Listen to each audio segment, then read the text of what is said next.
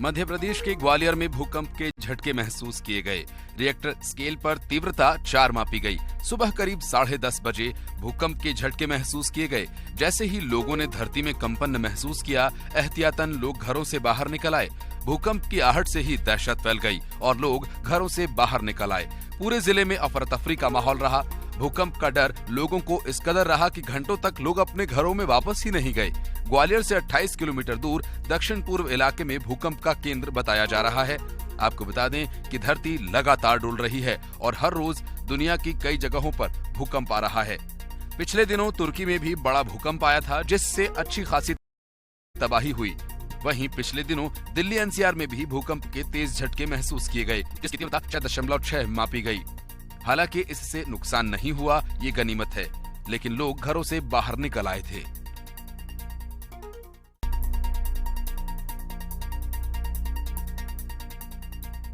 उत्तर छत्तीसगढ़ में भी सुबह करीब 10:28 पर भूकंप के झटके महसूस किए गए। भूकंप के झटके करीब 6 सेकंड तक महसूस किए जाते रहे। भूकंप का केंद्र अंबिकापुर से 22 किलोमीटर दूर सूरजपुर जिले के भटगांव के पास बताया गया है और इस भूकंप की अनुमानित तीव्रता रिक्टर स्केल पर 4.1 मापी गई। पिछले 10 महीने में उत्तर सरगुजा में ये भूकंप का छठा झटका है। उत्तरी छत्तीसगढ़ भूकंप के लिहाज से अति संवेदनशील बन गया है। उत्तरी छत्तीसगढ़ भूकंप के फॉल्ट जोन में है। भूकंप के झटके सरगुजा, कोरिया, सूरजपुर जिले में भी महसूस किए गए। वहीं सूरजपुर जिले के भटगांव और विश्रामपुर क्षेत्र में SECL की भूमिगत खदानों में भूकंप का तेज झटका महसूस किए जाने की खबर है। अब तक किसी नुकसान की कोई जानकारी नहीं मिली है। पिछले 10 महीने में ये उत्तर छत्तीसगढ़ में भूकंप का छठा झटका है। हालांकि ज्यादातर झटकों का अंतराल कम होने के चलते कई बार लोगों को इसका पता भी नहीं चल पाया।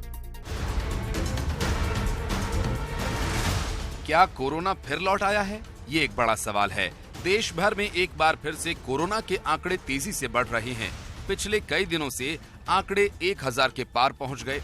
देश में एक्टिव मरीजों की तादाद बढ़कर 7,927 हो गई है। पॉजिटिविटी रेट में भी बढ़ोतरी हुई है।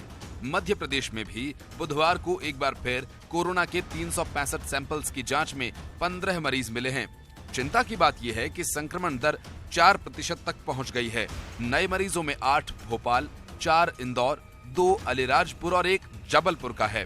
फिलहाल सैंपल्स के जीनोम सीक्वेंसिंग होनी है, जिसके बाद ये पता चल सकेगा कि ये वेरिएंट कौन सा है। माना जा रहा है कि देश में कोरोना के नए वेरिएंट XBB 1.16 की दस्तक की वजह से मध्य प्रदेश समेत देश भर में मरीजों की संख्या बढ़ रही है। स्वास्थ्य विभाग द्वारा जारी हेल्थ बुलेटिन के अनुसार मंगलवार को 272 सैंपल्स की जांच में 4, सोमवार को 260 सैंपल्स की जांच में 5 मरीज मिले। प्रदेश में मार्च-अप्रैल 2022 में कोरोना की तीसरी लहर के बाद प्रतिदिन मिलने वाले मरीजों की संख्या 10 से नीचे ही रही है। दिसंबर 2022 और साल के शुरुआत यानी जनवरी में ज्यादातर दिनों में एक भी कोरोना के मरीज प्रदेश में नहीं मिले।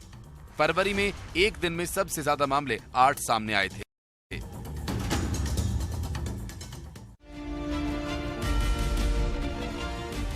कहते हैं आप कितनी भी काली कमाई क्यों न कर लें, एक न एक दिन उस काली कमाई का घड़ा जरूर फूटता है। और हुआ भी कुछ ऐसा ही। ग्वालियर के कारोबारी पारस जैन की काली कमाई का घड़ा भी फूटा है। मध्य प्रदेश के ग्वालियर में आय से अधिक संपत्ति के मामले में प्रॉपर्टी डीलर और सराफा कारोबारी पारस जैन पर इनकम टैक्स की छापेमारी में भारी मात्रा में अघोषित आय का खुलासा हुआ। बताया जा रहा है कि IT रेड में अब तक 100 करोड़ से ज्यादा के लेन देन का खुलासा हुआ। फॉरेंसिक एक्सपर्ट ने ई-गैजेट से जानकारी निकाली। कारोबारी के गूगल ड्राइव से 100 करोड़ से ज्यादा के लेन देन की जानकारी मिली है। और इतना ही नहीं, कारोबारी पारस जैन के पास से 15 करोड़ रुपए के सोने का कोई हिसाब भी नहीं मिला। हवाला कारोबार से जुड़े खाते और रकम सहित अन्य जानकारी क्लाउड और गूगल ड्राइव पर सेव की जाती थी। आयकर विभाग की टीम को जो रुपए और जेवरात मिले हैं, उन्हें जब्त कर लिया गया है और कई दस्तावेजों की जांच पड़ताल की जा रही है। प्रजापति पिताजी और बाल दादाजी और ये ललिता कौन है? आपकी पत्नी है। आपने किसी को बताया था पहले? एमपी के छतरपुर जिले में स्थित बागेश्वर धाम की तरह ही गुना के राघवगढ़ में मंशापूर्ण हनुमान धाम है। खास बात यह है कि यह धाम बागेश्वर धाम प्रमुख पंडित धीरेन्द्र कृष्ण शास्त्री के शिष्य हनुमंत दास यानी रवि सैनी चला रहे हैं। वे ठीक उसी तरह लोगों की समस्या माइक पर सुनते हैं जैसे पंडित धीरेन्द्र शास्त्री और हूबहू बागेश्वर बाबा की तरह ही पर्चा बनाते हैं। फर्क बस भीड़ और नाम का है। हनुमंत दास पहले रोजाना परिसर में बने मंदिरों में मत्था टेकते हैं, फिर गादी पर बैठ जाते हैं। इसके बाद दोनों हाथ जोड़कर अपनी आंखें बंद कर मंत्रोच्चार करते हैं। फिर भीड़ में मौजूद एक एक को नाम लेकर पुकारा जाता है। पर्चे में लिखकर उनकी समस्या को बताकर समाधान का आश्वासन दिया जाता है। क्या पंडित धीरेन्द्र कृष्ण शास्त्री को अपने शिष्य के इस धाम की जानकारी है? ये एक बड़ा सवाल है।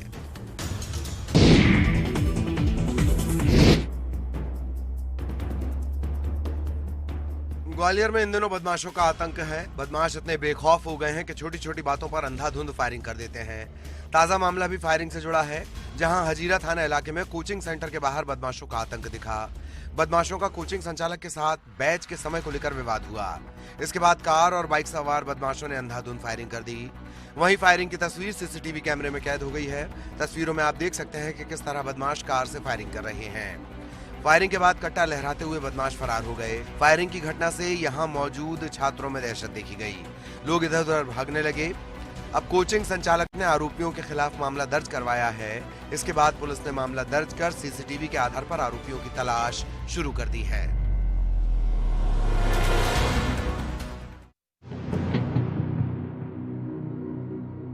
बिलासपुर में एक मोबाइल दुकान में फोन की बैटरी फटने से तेज धमाका हुआ और दुकान में धुआं हो गया। इस घटना का सीसीटीवी फुटेज भी सामने आया है। इसमें बैटरी ब्लास्ट होते दिख रही है। हालांकि इस हादसे में किसी तरह का नुकसान नहीं हुआ। मामला चकरभाटा थाना इलाके का है। दरअसल युवक अपने मोबाइल को सही कराने के लिए शॉप पर पहुंचा था। दुकानदार मोबाइल खोलकर देख ही रहा था, तभी अचानक बैटरी फट गई। जिस समय युवक दुकान में मोबाइल सही कराने पहुंचा था, उस समय वहां और भी लोग मौजूद थे। उनके सामने ही दुकान संचालक ने मोबाइल की बैटरी जैसे ही खोलकर देखी, तब अचानक बैटरी फट गई और आग के साथ चिंगारी उठी। पटाखा फूटने जैसी आवाज सुनकर दुकान में मौजूद लोग इधर उधर भागने लगे। वहीं दुकान के कर्मचारी आग बुझाने की कोशिश में जुट गए।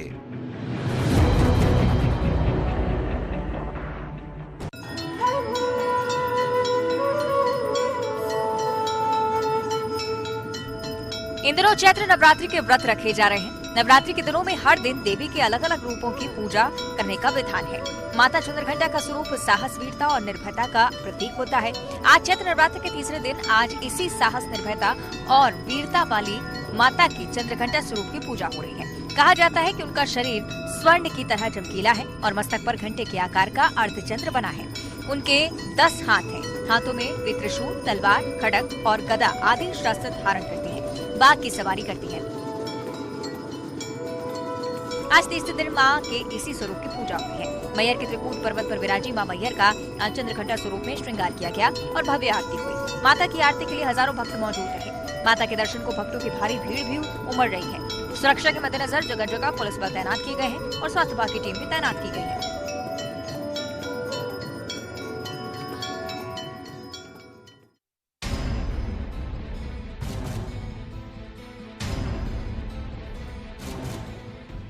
कभी दस्यु प्रभावित रहे सतना जिले के चित्रकूट क्षेत्र में फिर बदमाशों की धमक देखने को मिल रही है। बदमाशों के मूवमेंट को देखते हुए उत्तर प्रदेश और मध्य प्रदेश की सीमा वाले इलाकों में सतना पुलिस ने सर्चिंग अभियान तेज कर दिया है। बरौंदा थाना क्षेत्र के जंगल के इलाके में एक नए गिरोह की सूचना मिल रही है। क्षेत्र के कटबरिया, जवारिन, गोपालपुर के जंगल क्षेत्र में बीते कई दिनों से 4 की संख्या में गिरोह बनाकर बदमाशों के ग्रामीणों सहित चरवाहों को धमकाने और मारपीट कर छीना झपटी करने की जानकारी मिली है। एसडीओपी चित्रकूट के नेतृत्व में बरौंदा थाना पुलिस ने सघन कॉम्बिंग ऑपरेशन शुरू कर दिया है। सवाल ये है कि सूचना के बावजूद अब तक बदमाश पुलिस की गिरफ्त में क्यों नहीं आए हैं? आखिर कब बदमाश सलाखों के पीछे होंगे और आम लोग चैन से सांस लेंगे?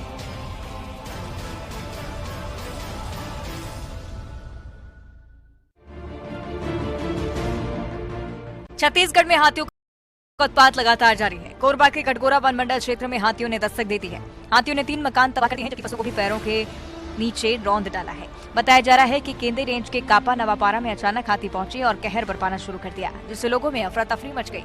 लोगों ने इसकी खबर वन विभाग को दी, जिसके बाद वन अमला हाथियों की निगरानी में जुट गया है। हाथियों के उत्पात से ग्रामीण दहशत में हैं और ऐसे में सवाल है कि आखिर कब तक हाथी कहर बरपाते रहेंगे और कब हाथियों का गांव की तरफ आना रुकेगा, लोगों को इस समस्या से निजात मिलेगी।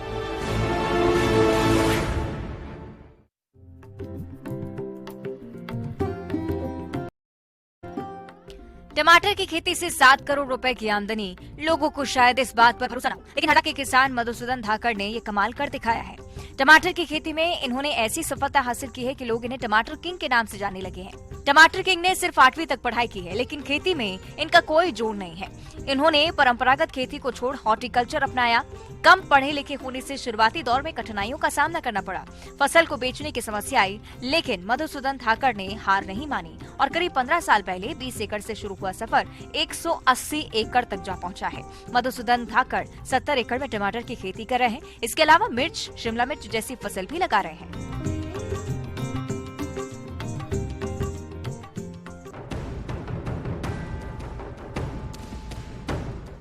सीधी के आदिवासी ग्रामीण इलाकों में जीप काटकर देवी प्रतिमा को चढ़ाने का सिलसिला नहीं थम रहा।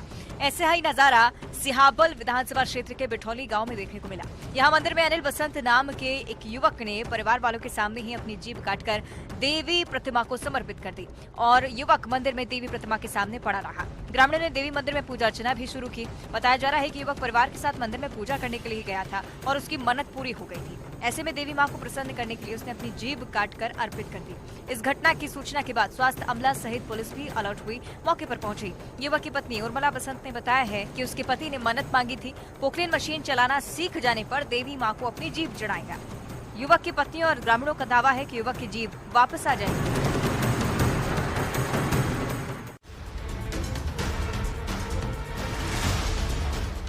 देवास में 2 दिनों से लापता एक विवाहित महिला का शव राजौदा रोड स्थित तालाब में तैरता हुआ पाया गया। बोट चालक की सूचना पर नाहर दरवाजा पुलिस मौके पर पहुंची और महिला का शव रेस्क्यू कर तालाब से बाहर निकाला गया। महिला की शिनाख्त कशिश उम्र 19 निवासी राधागंज के रूप में हुई है। बताया जा रहा है कि मृतका 2 दिनों से अपने घर से लापता थी। मृतका के पिता ने बताया है कि कशिश ने 1 से 1.5 वर्ष पहले देवास के ही युवक कार्तिक से प्रेम विवाह किया था। परिजन नाराज थे और उसके बाद भी उसने कार्तिक से प्रेम विवाह किया। उसके बाद परिजनों ने उसकी शादी स्वीकार कर ली थी। पुलिस को लड़की के परिजनों ने बताया है कि 2 दिनों पहले ही लड़की के भाई और पति में कुछ विवाद हुआ था। उसके बाद कशिश घर से बिना बताए चली गई थी। उसके बाद वो घर नहीं लौटी। मामले की जांच पुलिस कर रही है।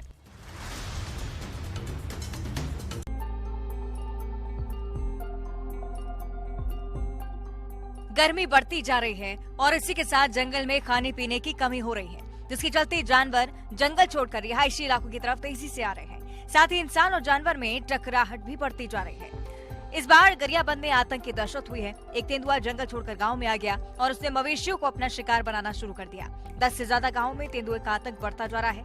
तेंदुए को लेकर ग्रामीणों ने वन विभाग को सूचना दी है, जिसके बाद वन विभाग ने भी अलर्ट जारी करते हुए तेंदुए को पकड़ने की कोशिशें तेज कर दी हैं। और अब देखना होगा कि कब तक आखिर तेंदुआ वन विभाग की गिरफ्त में आता है।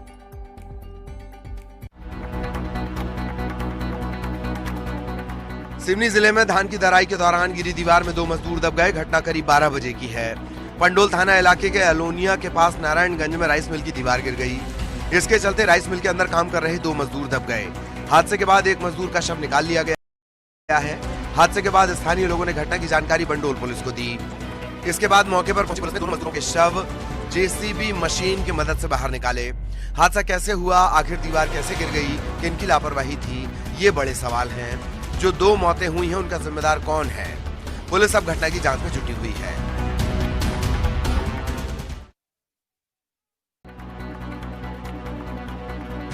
भले ही आज विज्ञान कितनी भी तरक्की कर चुका हो, लेकिन लोगों का माइंडसेट पता नहीं कब चेंज होगा। आज भी लोगों को इलाज के बजाय झाड़ फूंक पर ज्यादा यकीन है और यही यकीन अक्सर जिंदगी पर भारी पड़ जाता है।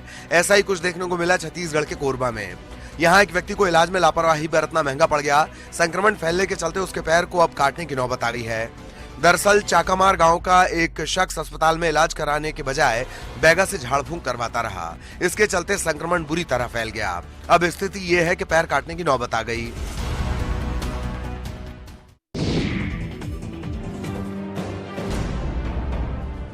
विधायक रामबाई अक्सर किसी न किसी वजह से सुर्खियों में रहती हैं। एक बार फिर वो चर्चा में हैं। दमोह जिले के पथरिया विधानसभा से बहुजन समाज पार्टी के विधायक रामबाई सिंह अपने विधानसभा क्षेत्र में बिना किसी सरकारी मदद के बुलडोजर चलवा रही हैं। बताया जा रहा है कि पथरिया के मुख्यालय में रजवास मार्ग पर बीते 15 सालों से स्वागत द्वार बनाए जाने के लिए अधूरे पिलर बने हुए थे। 15 साल बीत गए लेकिन ये द्वार नहीं बनाया गया। ऐसे में कई बार इन अधूरे पड़े पिलर से हादसे होने के मामले सामने आते रहे।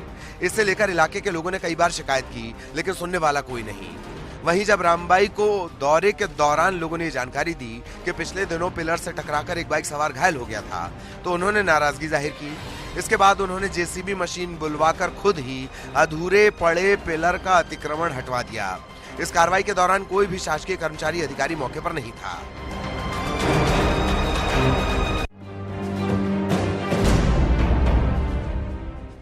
रायगढ़ में नौकरी लगाने के नाम पर युवती से 2 लाख से ज्यादा की ठगी करने वाले आरोपी को पुलिस ने गिरफ्तार कर लिया है। ठग ने युवती को रेलवे का कर्मचारी बताकर उसकी नौकरी लगाने का झांसा देते हुए उसके बैंक अकाउंट से 2,34,000 रुपए निकाल लिए। ठग ने युवती को शादी का भी झांसा दिया था। युवती ने खरसिया थाने में आरोपी ठग के खिलाफ मामला दर्ज कराया। इसके बाद पुलिस ने जांच करते हुए आरोपी ठग को गिरफ्तार किया और इसके पास से युवती के अकाउंट से निकाले गए 2,34,000 रुपए बरामद किए। पुलिस ने आरोपी को जेल भेज दिया है।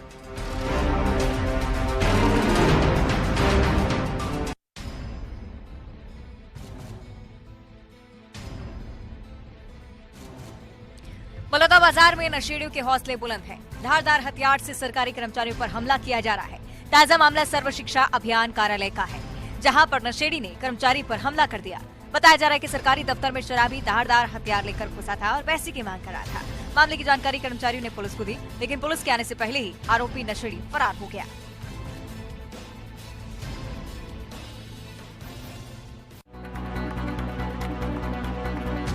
दमोह जिले के नोहटा थाना इलाके अंतर्गत आने वाले घाट बमोहरी गांव में बच्चों ने रतनजोत के बीज तोड़कर खा लिए और सभी बच्चों की तबीयत बिगड़ गई।